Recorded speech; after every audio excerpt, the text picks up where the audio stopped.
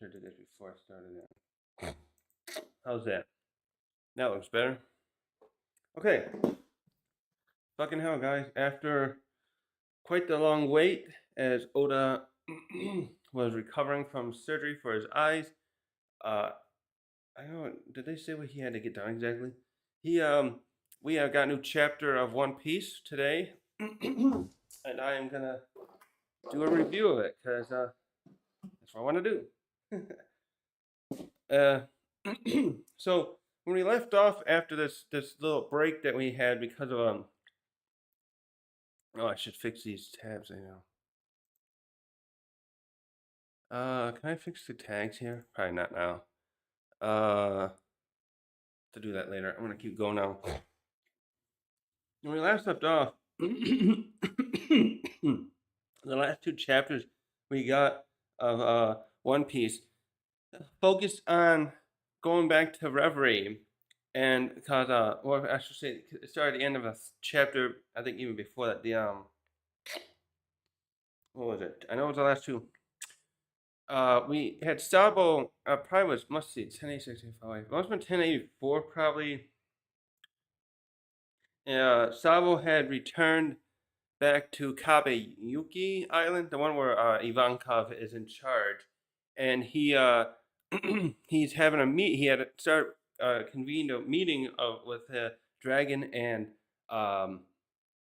Ivankov, and told him what he saw at Reverie. So the last two chapters jumped into a flashback from his point of view primarily, and we found out about a meeting between Cobra Nefertari and the Gorosei, and how he met and saw the truth about the empty throne. And Sabo was there and saved him, well, kind of saved him, and and we had two chapters of that, and now we're jumping away from that and going back to in this chapter we're going back to the Honeycomb Island, Foled. I like that name. We're back to that island here, which we left off on. I think that was 1080. Let me look here. That was 1081, 1080 and 1081, right at where Oda started doing this little intermission away from the Straw Hats. We saw Garp and excuse me. Garp was leading a group of Marines, mostly sword members, who are also like Tashigi's there, I think. But oddly enough, I don't think a Smoker is there, but Tashigi's there. Suru's granddaughter, which we just met in that chapter. Hamepo, and there's a couple other young ladies that are new, and they're like ones who look up to not Sabo, excuse me, Kobe. And I think one of them, it's kind of hinted at the way that one talks. She really looks like she's infatuated with Kobe, which is very sweet because she looks like the perfect kind of lady for him to be with, because she just very looks like very caring, and he's like that too. So just but also that's that girl that people are speculating it might be Akainu's daughter, which would be hilarious. So a little recap of those two chapters quickly. Kobe was kidnapped after he saved Boa. Well, Rayleigh helped out too. He was taken there. Blackbeard wants to use him as leverage to get Full of that into make it into an official kingdom. And then he left there to go track down Law. By the way, how did he know where Law was going to be? How is he tracking Law? Now I just realized that, because I made a video a while back talking about how the pirates, I was speculating how the I was trying to speculate how the Marines keep tabs on people like Luffy and the other Yonko, because like they knew that, like, for example, that Shanks and Whitebeard were about to meet up 2 years ago.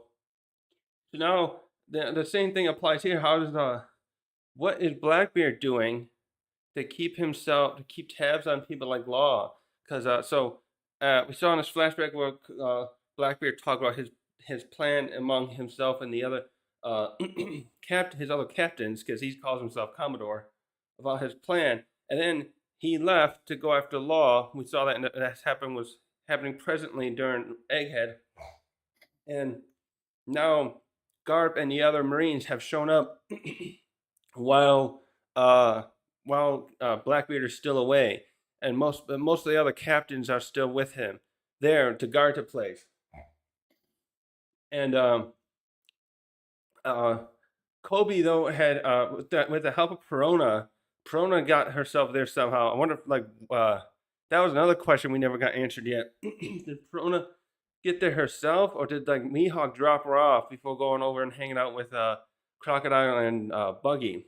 So Perona there helped Kobe escape, and then he in turn helped a bunch of other prisoners they have there escape. Actually, did we know why the other prisoners were there? Were they people being used as slaves? Or Blackbeard was going to sell them as slaves? Was he like taking up business the way that Doflamingo was doing? So anyways, Kobe was already in the works of trying to escape the island when Garp and everyone showed up and started raising hell on the pirates there. And many of the captains are still there, obviously, but this is Garp, and it looks like from what I've seen this chapter, Garp it is a bit more than some of them can handle. Let's see. Let me finish that bit. Where was that? Yeah. 1081. Here. He punches them out. Then the chapter last ended off in 1081 where we saw Garp last with well, actually that's also the chapter that ended where we saw that Law had lost to Blackbeard. But we see there too that Kuzan shows up. Kuzan shows up to take on Garp first and keep Kobe from escaping. And that's where the fight was going from there. So wait, what other captains were there? I want to recap quickly. There was still, I gotta get the Blackbeard captains out because I always forget their names. Blackbeard, I have a little tab I keep this tab around for this. I actually wanted to do a video soon about him and what the matchups could be between him and Shanks' crew. What the heck is this? Get out of here. What's going on here? So the ones that are still on the island there was a Pizarro, excuse me, Pizarro, Shiru, San Juan, and Vasco, and Kuzan. I don't know if Katarina was there. Where she is? They showed her, but Lafitte, we don't know where Lafitte is, do we? We know that Van Auger and Jesus Burgess and Doc Q, those three are definitely with Blackbeard when they defeated Law. But yeah, so how many captains is that there? So Kuzan, 1, 2, 3, 4, 5. At least 5 of Blackbeard's right-hand men. Yeah, I don't know what Katarina or Lafitte are there to stop Garp. So let's get into the chapter. Let's see, where did I pull it up here again? Just a second. I had it here. Got my little tablet down here.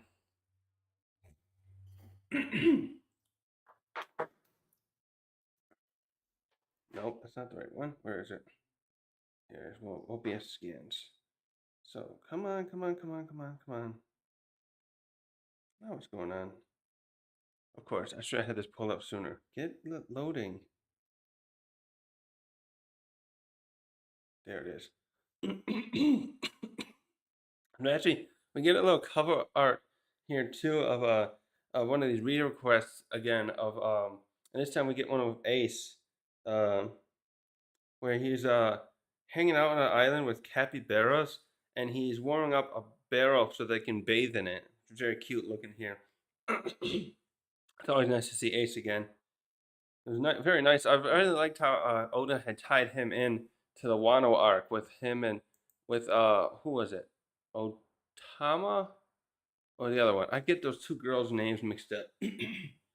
How he knew that girl and also was friends with Yamato when he was visiting there years ago to try and take out Kaido himself. I wonder if he got any. I wonder if Whitebeard had ever given him any stern talking to about going up against another Yonko on his own for doing that. So, anyways, we do we start here today. We start the chapter today with back at G1, the G1 branch, and they're at a scrapyard, and we see some other Marines. I don't know if they're just taking a walk or what out there, and they ask the I'm pretty sure this is the guy that we always see who does the wanted posters in who's always in that briefing room doing when he with the wanted posters and stuff. Can't think of his name now. And he's he explains to these people this is the train this in the scrapyard here is where Garp and Kuzan used to do their training, or Garp probably presently still does it. Yeah, he does say that. Should get a higher spot to post put this prop this up. So yeah, we see that we first get that idea of how Garp always trained, and we see these two battleships, battleships. You can see parts of others, but these two are mostly intact looking, but you can tell they're quite old. The rust, it looks like there's supposed to be like rust and whatnot on the cannons on the top, and they the part that's of note here with how the Garp and Kuzan train here is the whole of the ships. The two ships are side by side in the same direction, and the bottom of the hull is a front part where the beam is there that would help be the spine of the ship, I guess. Have both been punched in and have this perfect indented curve into there. And yeah, he explains that that guy. Shoot, what's his name? I wish I knew his name, but I'll look it up later. He explains to the other Marines that this is where Shark Garp has always his daily routine would be to go out here and punch this stuff for his punch into these ships for his training. Actually, I just realized too when I was watching Garp fight, I used to kind of think, okay, we have Luffy only likes to punch his and his opponent. For a long time, I was kind of thinking it looked a little simplistic and lame. That all he does is punching people out, his enemies. You know, Doflamingo, going to Kaido, all of them. He did the what Gatling pistol or something like that against Lucci as well, and I just thought of that as being lame for a long time because you had Zoro with his unique sword style, and you have Sanji who uses those neat kicks. But now, looking at it, it is quite cool to see how that we get to see that Garp is exactly the same. Although we know it seems he has a really good advanced haki that he can impart into his power, into his over Luffy. That'd be cool if Luffy can somehow learn adapt something like that himself later on, probably with his Gear 5. So the I realized over time, like, okay, well, it's not a bad thing that Luffy's a puncher. It's especially when you start adding haki, it made it seem now he can like it's got a little more variety to it. And then you got it pairs well with him and Sanji being like opposite. Well, one kicks, one punches, and so it just cuts. So I don't know, for a long time I just think, okay, can't Luffy do anything else than just punch? I mean, it's cool he's got the gum fruit, but it still just really makes him punch and stuff in different ways. But I've grown to basically find it more endearing than I thought I would. So anyways, we cut back here now to Hachioso. That's the name of the city, the name of the island. we see that friggin' the San Juan Wolf. Oh yeah, that's the other one I forgot. San Juan, right? So who did I say? I said yeah, Kuzan, Vasco, San Juan, 1, 2, 3, 4, 5. No, I did just say 5. Okay, that's still San Juan. Yeah, that San Juan tried to fight Garp, and we cut in where he just was punched out. We don't see the punch. We see him flying headfirst into the water, and he's sunk down because obviously he's a giant, but he ate a fruit that makes him even bigger. I just realized that's funny. So he's a giant who just gets bigger, and Jesus Burgess is a tough guy that just gets tougher. It's not bad. That's again, those are things I thought for a while. Oh, that's just simplistic. But then I was thinking too, like, okay, does it? I shouldn't care if it's simplistic. What can be scarier than having a huge guy come along like San Juan? He could just go around to some islands and just stomp it down, if or even have the threat of stomping it down to make other island. What if Blackbeard just can go up to other islands and force them to submit or even give over supplies and whatnot if they just see San Juan walking up because he's can grow the bigger than any giant, like even bigger than Oars, I'm sure, than we ever seen, and that it's intimidating in and of itself. So, anyways, San Juan. We know San Juan got knocked out by Garp because we see commentary bubbles from other pirates screaming, "Oh my God, San Juan got knocked out and he's in the water. We gotta get him out because he's gonna suffocate. Because he's gonna get weakened now, and he's fell into the water below the surface because even though with his even at his size, the part he got flung out to off the coast is deeper than his laying down height." That's just cute. They show Shark like looking over him, like, "Oh God, what happened to you, guy?"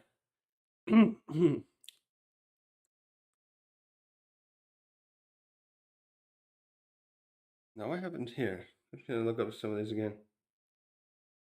So next, Vasco Shot steps up, and he's tries to take on Garb too, and he pulls out this attack where he oh, it's kind of like he does it that he pulls out he's got a huge container of alcohol with him, and he um drinks a bunch of it and then uses it with fire to try to send a fireball at Garb. What's it called? Shoguropo. Shoguropu. Heavy drinker, Hearthfire. And Garb is not intimidated by any of these captains, I'm telling you. So what he does here, though, is he grabs some nearby pirates and puts them in front of him as a shield to take the attack. And they get burned up, then they just run away. Let me see, what's going on here? I gotta zoom in on some of this.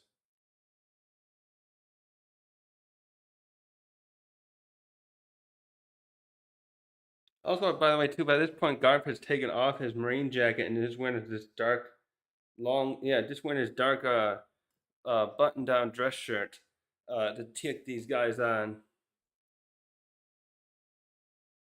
And so other pirates here are running away because they're like, "God damn, we can't take on Garp. Our numbers are meaning nothing. They're not even scaring him."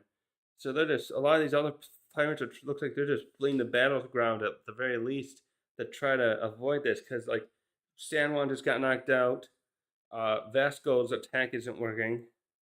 But meanwhile, while this is happening too, it looks like what's his name, Pizarro, has possessed is using his fruit power to sit into the island. He's using it in a way where he's possessed the skull part, and he's looking out from there, so he has a vantage point to watch the battle up there, because you can see his eyeballs uh, popping out of the what was originally just the hollow skull bit of the skull there. So the other pirates are like, "Oh crap, this is getting bad too because now Teach is gonna kill us if he comes back and sees that this is getting thrashed." And meanwhile, while they're saying that, we just see Garp there with a smile on his face, like he's really enjoying this, and it's kind of looking like he's just there standing there in this spot he's been in, kind of with that smile, kind of like, "Okay, bring it on. I'm not afraid of any of you guys." So he's really displaying his confidence here. Kind of reminds me of Whitebeard, how he just stood up there and was just enjoying how the when other people were trying to come after him at first at the Marineford arc, like that one giant that he took out easily, and then there was also like a Kainu's fireball attack that he just caught with his Bicento. So very similar, where they're you can't intimidate someone like Whitebeard or Garp because they're just too experienced in this point of their life to like let anyone just force them to back down. So while this is happening too, the Garp ship is starting to is starting to uh, depart with with the other citizens they've saved, probably those other slaves and the other Marines that may have been injured in this battle. And who is that? The one, I should get her name. What's her name? That new girl, Ciru's granddaughter. I gotta get her name.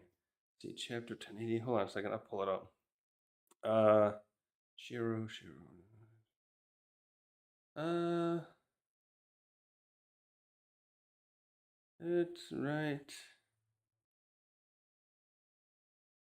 Kujaku.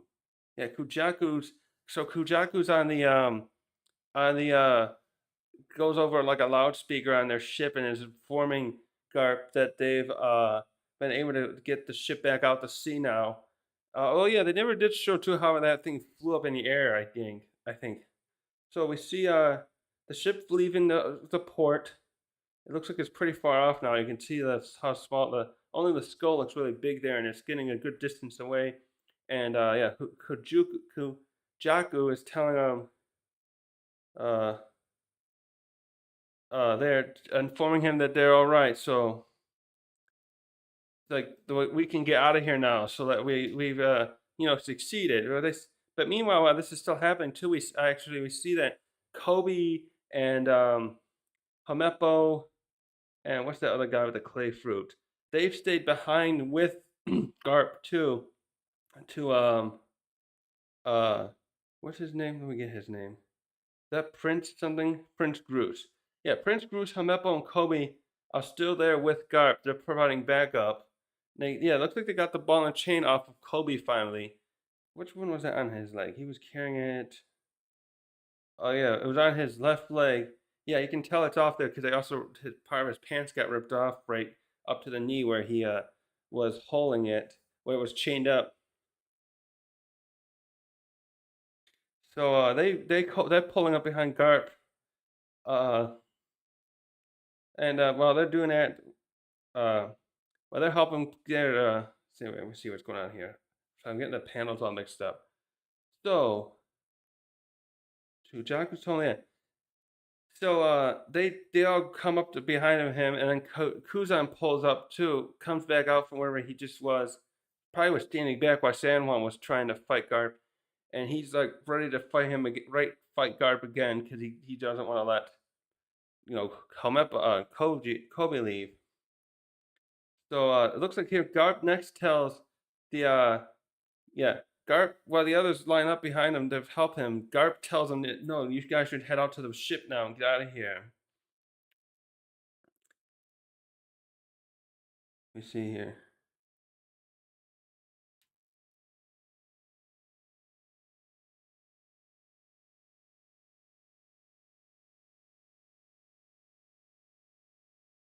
Okay, shit. So yeah, well, they started to get ready to go leave, but then Kobe turns around to Kobe turns around because some other people are saying there's still citizens there, and Kobe falls for this, and he's like, because he wants to save everyone, he goes back to try to uh, see if there's anyone still there to help, but Groose sees what's happened, sees that this is a trap, and he tries to stop Kobe from going back.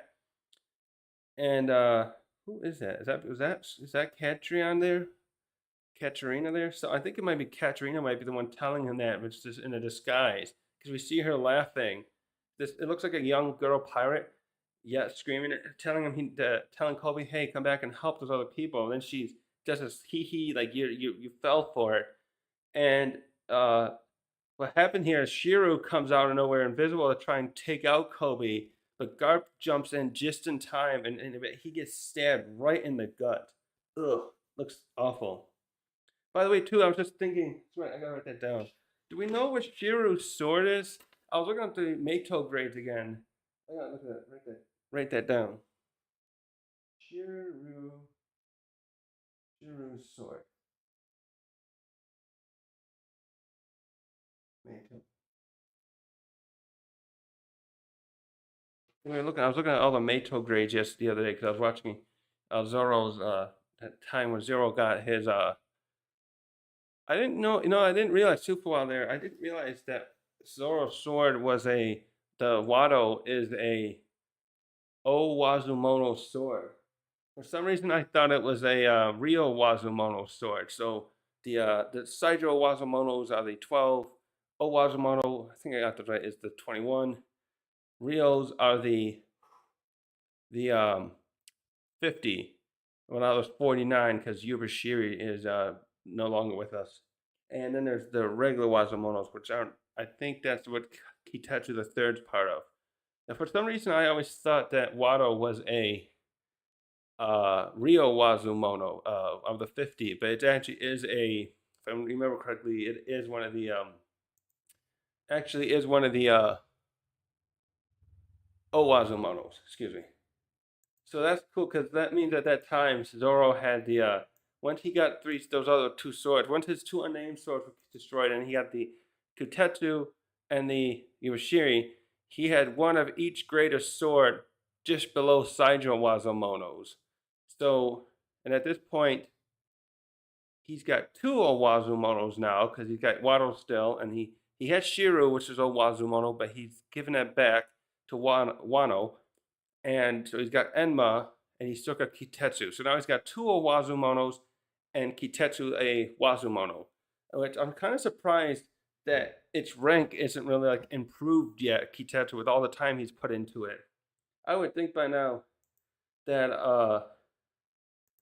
that his that sword that how come I can't see that live page? Here we go.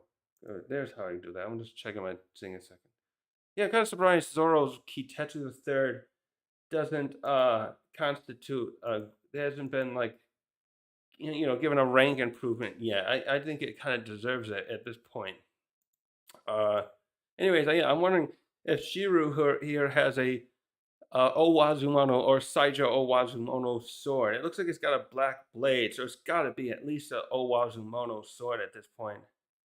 So, anyways, yeah, that thing goes right through Garp, and it keeps Kobe is avoided from getting hit by it all, but he falls away. Also, but Garp does get a good hit in here on Shiru. He looks like he grabs Shiru with his by the shirt with his arm, and then he flings Shiru into the earth there.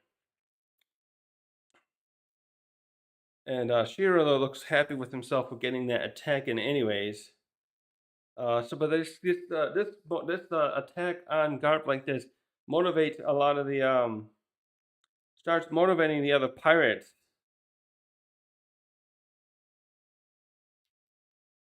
But this also makes no, I'm sure he was going after Kobe, wasn't he? I think he was. I think he was going after Kobe there.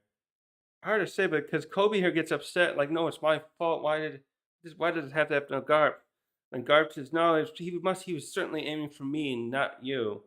And of course, Helmeppo and Groose, everyone else are all upset too, seeing that he's been attacked like this.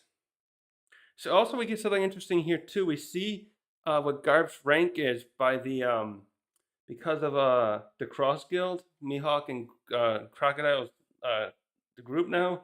The other pirates are getting really excited at the idea of taking Garp down because he's worth 3 crowns, which places his bounty through the Cross Guild at 3 billion berries, which they also say is what most the other admirals are ranked at too through this new bounty system. Wait, what was Kobe? Kobe had a 500 million bounty, which was a captain. And what was that? Was that 5 stars? So they used stars for some of the other ranks. Okay, so what was it? Yeah, Navy captains. He's a captain, and most Navy captains are only 1 star, and he got 5. And then they use crowns. I got 3 crowns for a uh, admiral. So I'm guessing probably 2 crowns would be a vice admiral, which is what Garp's rank actually is, and 1 crown would be, I think it was rear admirals are the rank behind after a vice admiral. Get a sip of water.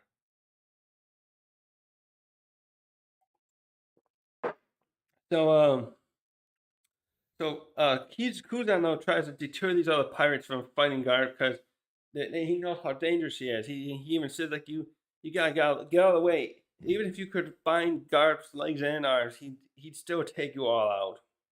And Kuzan comes after Garp himself now with another ice move. And it will be interesting now to see how Garp can still fight like this, because this reminds me again of what happened with Whitebeard when he got stabbed by that one son of his. I can't think of that dude's name. Spawn was it? No, not Spawn. That's that guy, that douchebag from CP0. Oh shoot, I can't think of his name now. No, I can't think. So when he got attacked by that guy, he that was because he wasn't expecting his son to be a traitor, and the guy was right there, and because of his illness, his observation hockey wasn't working, where he could have potentially. I think Marco had even said at that time, like not Garp, Whitebeard should have been able to see that attack coming. In this case, Shiro's using his invisibility. Actually, that's funny. Does that mean a couple things? Does that mean his invincibility can help go work around somebody who can use good observation hockey? And one other thing, this really brought up. Well, this is something. I'm trying to think if I've heard someone else say this, but I've been worried about this part for a while. That when that Shiro's probably going to have a fight with Mihawk at some point. I'm not sure how this will end up happening at this point now, because Mihawk is now considered a subordinate of another emperor. It's possible that Blackbeard would want to go after Buggy, which means Mihawk would fight with Shiro. But I've been concerned that this is exactly what Shiro will end up doing to Mihawk, and I'm just I just don't want it to happen like that. And I'm thinking that somehow the scene will be set up where Zoro is there, and that's what Zoro will be talking to Mihawk, and that's how he'll get distracted and end up getting uh stabbed in the back in this case by Shiro like this. So the fact that this happened, Shiro has done this thing. I'm trying to think if I've seen something that made me think of it. The fact that Shiro has done this here plays right into my worst fear about this happening to Mihawk down the line too, as I've thought about for a while. So, anyways, yeah, I got enough of the tangents. So we get a flashback now showing Garp when he was young, getting approached by Kuzan to have Garp personally train him.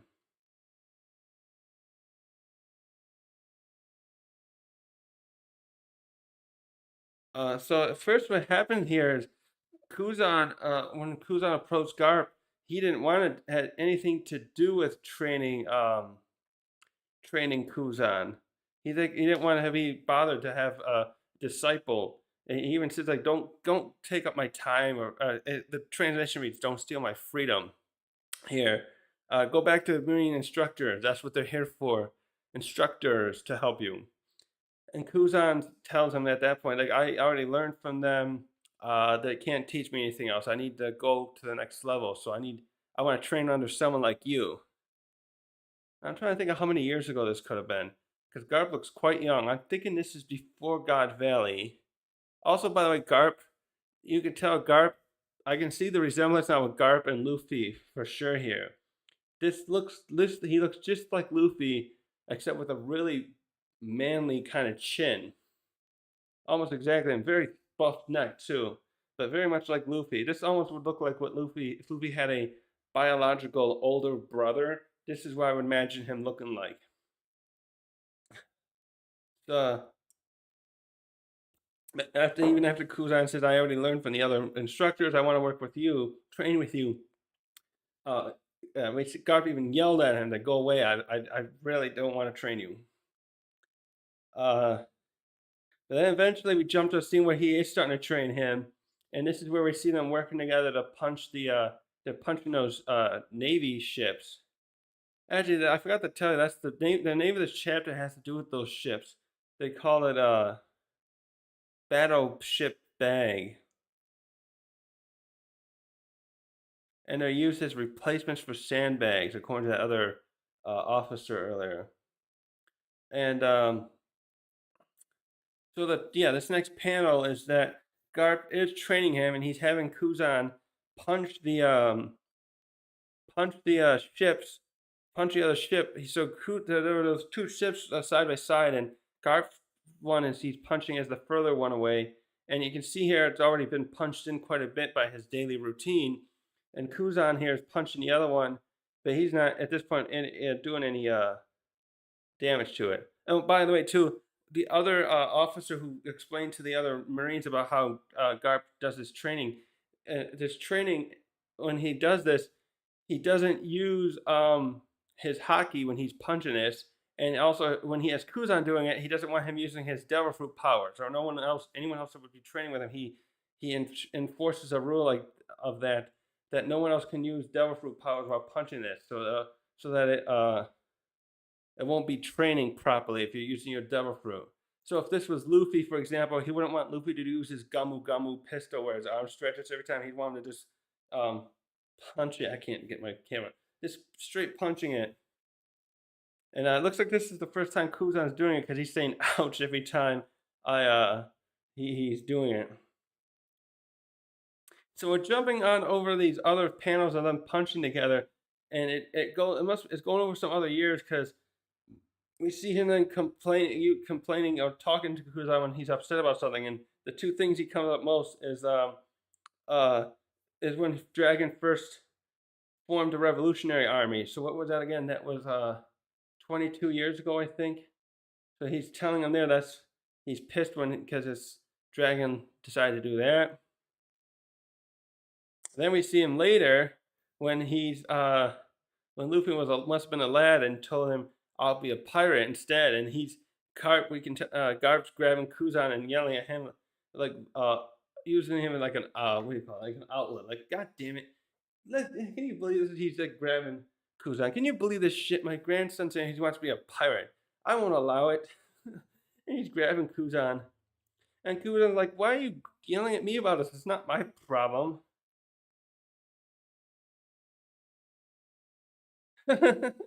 And now we see one last panel there too, where uh Garp wants to chill out with some crackers and tea, and this is when Kuzan has been promoted to admiral, and he's like, I can't come sit with you now, Garp. I got more responsibilities now that I got to do because I'm an admiral. Why? And Garp's whatever. Just get the tea out. And let's sit down and relax.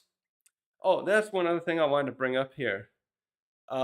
So recently there was an SBS. I think that's what the one. Let me find that again quickly. There's an SBS about. I think it talks about Kuzan's. Um, it talks about Kuzan's sense of justice in there. I think they call it like blazing justice. Oh, god dang this site. Let's see if I got the right one. I think that was this recent one. Come on, why is that in my way? Justice. Yeah, here we go.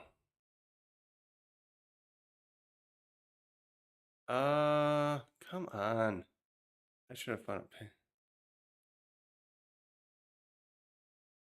So, what I believe the justice was had to do with yeah uh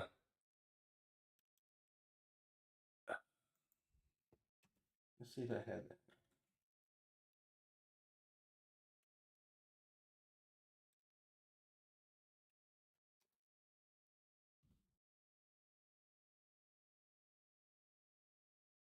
Where was that justice?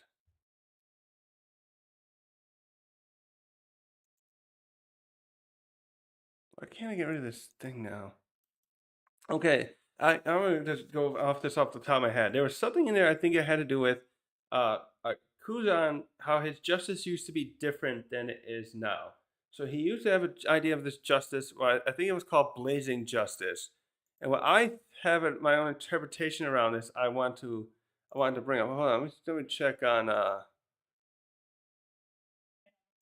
Let me check Tekken's video here.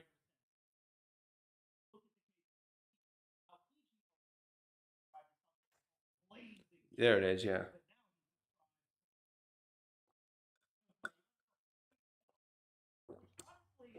Okay. Yeah. So it was called blazing justice.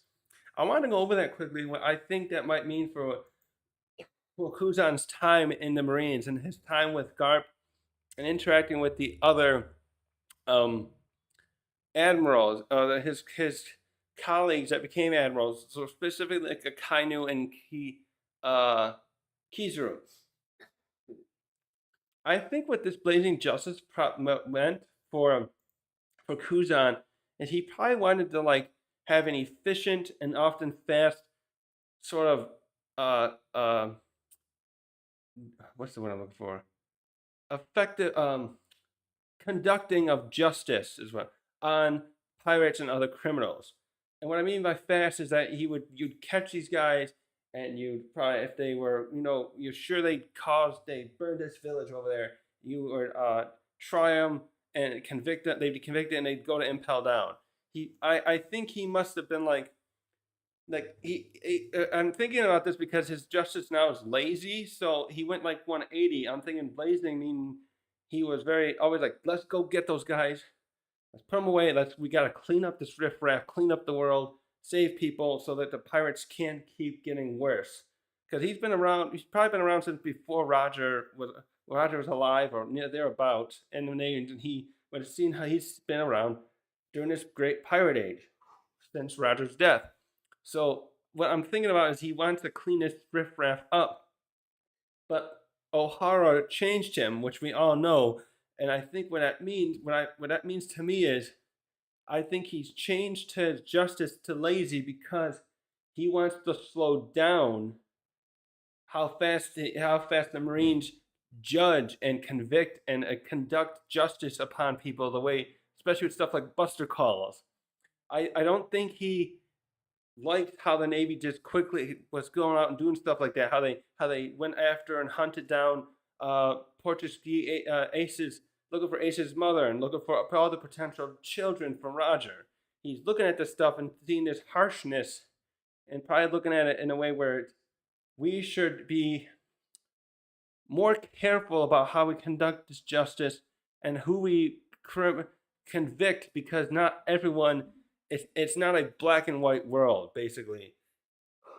I imagine him working with Akainu especially, and how his absolute kind of, is that what he calls his absolute justice, is what makes him want to be this way too, because his blazing justice is a kind of a sort of parallel to that, where he is always ready to go out there and get people. Well, I'm sure he never wanted to, kill people outright. He's not as harsh as Akainu, obviously, but his justice was so similar in how he was they were just grabbing people, these pirates who committed crimes or potentially committed crimes so quickly that he probably looked back after Ohara and thought, some of these people that I've captured and may have ended up impelled down or executed should not have been like that, had that fate. And Ohara was especially a bridge too far.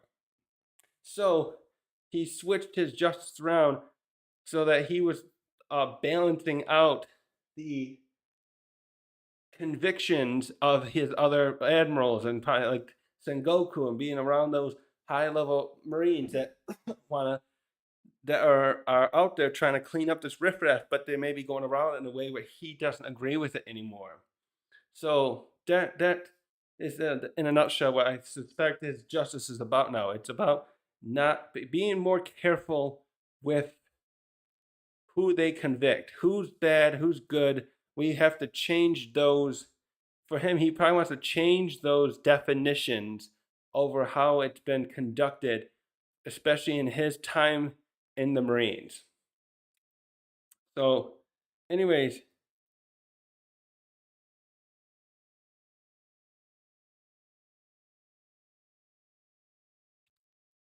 so we switch back to the present here, and we have Kuzan and Garp now squaring off. Uh, and what's he saying to him? You praise the quite the troublesome enemy. I think Kuzan starts talking to him about how you raised Kobe. He's probably saying like you. I think he's kind of still upset there again about being. I think is that what happened in the other chapter 1081. He seems like he's kind of upset that he's been Garp is still not like agreeing with his sense of leaving. Something here. There's something rubbing between these two that's very upsetting to Kuzan for sure. So he says you raised a quite the troublesome enemy. What does that mean, enemy? Wait. But and Garver says, "You foolish student. You're excommunicated. I don't have to listen to you." I guess he's saying. I'm a little confused by that bit. I'll have to come back to after I hear some other people. So we end that bit there with them clashing with each other, and they both punched each other in the face. And that's quite a cool shot there. Actually, look at that too. The coloring, because they have this opposite color thing going on where Garb's wearing black shirt and his white pants, and Kuzan's wearing black pants with a white shirt. Yeah, and they just punching each other out. And the puncher causes another explosion in front of the skull here. And Pizarro still looking on through the skull, the eyes of the skull there. And the punch is so powerful between the two that it shows Garp and Kuzan actually fall away from each other. Oh,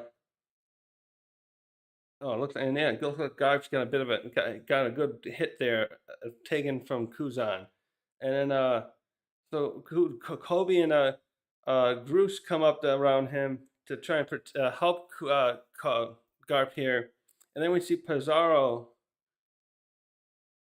Then Pizarro's up there gloating at them, saying, your hope of escaping is impossible now. You came here and poked us, and now we're gonna just have more pirates are gonna come out like bees, beehive. Yeah, no, he doesn't say it that way. I'm kind of paraphrasing. Uh, and then he comes out and he's possessing the fruit. Now he's ready to help engage in the battle, and he's. We switch briefly back to the ship though, and we see the what's her name, the girl who was frozen. So they finally got her treated, and so Pizarro, what he's doing now is he's planning on taking out that ship before it escapes, and he even starts gloating. Yeah, you guys always hear about Blackbeard causing all this trouble and that, but you should be fearing us captains as well. And I'll make sure the newspapers tomorrow hear about that when I exterminate this ship. And he takes control part of the shoreline, and his hand turns it into a giant hand, which he's now bringing out over that ship. Garp's ship as it's trying to leave. And wait, what are they saying there?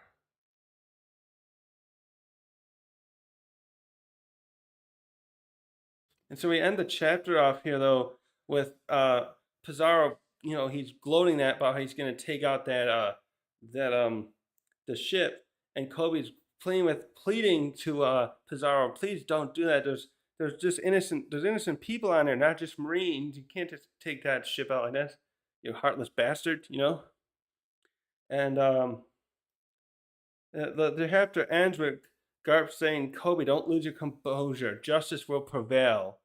Yeah, he's just trying to, and he's just sitting there though. It looks like he's still reeling a bit from the fight, and the chapter ends right there. And I don't think, there's no break. This says next issue will have a color spread. Okay, so that chapter ends there. Well, that was a good one. That was what I really like about this too is seeing Kuzan and Garp, seeing Garp interact with someone else other than like Sengoku, and how he it's cute. It's funny too seeing how he was over the years still training every day. It looks like Kuzan spent a lot of time training with him there. So it makes me wonder too. Is that I should have brought this up when I brought my little tangent a moment ago about his justice. I'm wondering how much Garp probably really helped affect his judgment of how justice should be conducted too. Because now that I think about it, because he's working for when he was an admiral, under the admirals are basically direct subordinates to the Celestial Dragons. So when Luffy punched out that douchebag, um, Kizaru came there because he could get there very quickly, and so Garp never wanted to be an admiral because he despises the Celestial Dragons. He figured out what they're about at some point, and just refused to take up the position of admiral. Even though I bet he could have achieved it probably at least, if not at God Valley, probably definitely by God Valley, the God Valley incident. And so I'm just thinking now, the excuse me, Kuzan Akiji, his idea of lazy justice probably has a lot to do with the fact that he is wanting to be at the top of the Marines like that. He wants that position so he can try to change the world to a degree, but using his lazy justice not motif. The thing he was that form of this, he is using it as a little loophole for himself to avoid doing something he may not want to, but the Celestial Dragons or like Sengoku at the time would have ordered him to do that would go against his morals. Because Garp took the safe road by not safe road. He chose not to be an admiral, so that washed his hands of having to getting being insubordinate, and he still technically is. Because Sengoku said he openly shows displeasure, and at the what the Celestial Dragon is about, and he is his reputation protects him though from being admonished and probably kicked out of the Marines. But Kuzan decided to join the high rank, which puts him under their thumb. So he used his lazy justice as a way to get around that. So I'm assuming his time with Garp helped form this idea as well, because he would have been with Garp all this time and heard about his displeasure for the Celestial Dragons. So he'd eventually with a lot of stuff he saw as he was rising the ranks, I'm sure, and especially Ohara, proved to him too how Garp was right, more or less, and if he wanted to stay in the Marines and if he joined the admiral ranks, he'd have to find a way to come to terms with being under their thumb while wanting to uphold and his honor and morals that he believes in. And the lazy justices must have been like how he wanted to do it. But now I'm wondering so now that he left though, I'm thinking, does that mean he to some degree did get disheartened? Hold on a sec.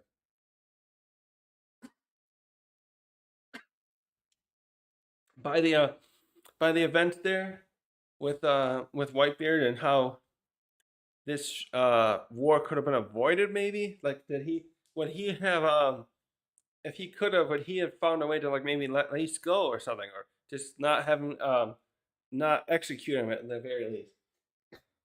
And well, seeing all the loss of life over this defending their turf against the Whitebeard pirates, I'm sure that really shook him too. And I bet when he couldn't get the position of fleet admiral because I kind of beat him in a fair fight. He probably just said, "I'm not going to work under you." Sengoku, I could do. Sengoku was not perfect, and I still feel I'm a bit upset with Sengoku with like not finding a way to keep Ohara incident, finding a way to help more people. That he didn't do something to stop it somehow. No, I'm sure he couldn't, but I was reading that chapter back when the Robin chapter when she talked about it, and I was just like, I can't believe how I just feel. I hope Gengoku is reflecting upon that from time to time and what happened there and how he was in charge during that. And but he's a good leader. He's an all right stand up guy, and I like Sengoku still. So, but once Akainu came Fleet Admiral, Kuzan, I'm sure, absolutely didn't want, probably would want nothing to do with working under Akainu because they worked together for years. I think Akainu was the one I think that was in charge with the Buster Call on the scene, if I remember correctly. And so, yeah, Kuzan probably left for sure after that. I mean, there's also the thing where it seems he's probably undercover, so there's that as well. But even if he didn't go undercover with Whitebeard, I mean the Blackbeard pirates, uh, I have a feeling he would have left the Marines and just gone out and continued his wandering, the way we saw him doing in that flashback in the other chapter. So, anyways, yeah. So who's still here? So he took down Shiru. So Shiru and San Juan are probably down for the count here. Who else? Oh yeah, Vasco shot. They didn't show what else Vasco shot did here when he stopped that fire attack. Let's see, so Vasco shot San Juan. Who else was still there again? I'm just trying to think of else. Little recap, you know. Pull up this tab. Wait, who was still there? What is this little?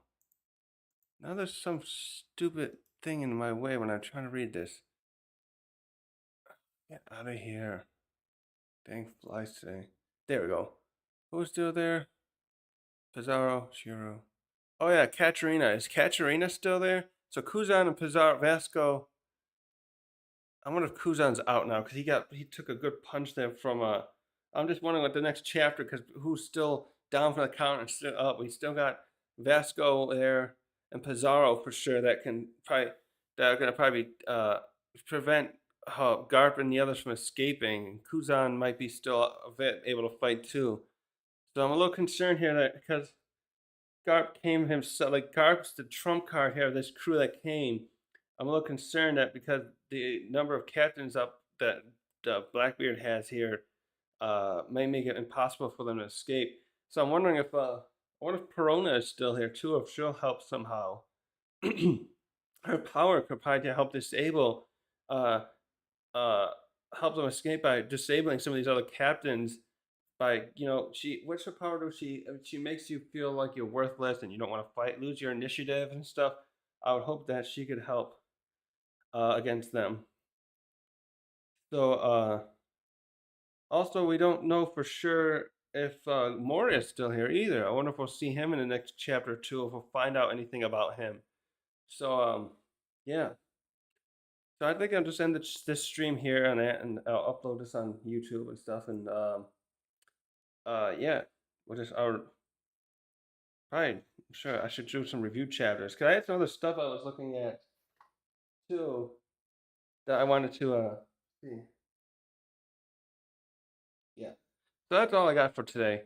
I'm glad we jumped back to this, although I was really thinking after all this time we were gonna get back to the Straw Hats, but I have a feeling we're gonna have another chapter or maybe two or more that will be finishing up a little more of this. Let me think. What else did we have? We had Sabo. What else did they jumped between in the last few chapters? Quickly.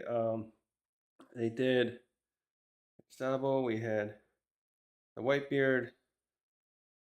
Oh yeah, we had Cobra and I'm fighting. Oh yeah, found out about the D. Yeah, I don't. Maybe I'll continue this incident here on Full Lead for a little more first, and then head back to the Straw Hats. I do really want to see what's going on there. It's almost eating me alive the waiting to see what's going to happen there on well, who's pulling up? Is that Blackbeard pulling up to there? Would that be Katarina maybe, or Lafitte? Maybe Lafitte it is going there to the Egghead Island. Of course, Saturn and Kizaru are heading there, so this is going to be quite the blow up, as we all know, and I'm hoping we get back to that soon. But anyways, yeah, that's it for today. Thanks for watching.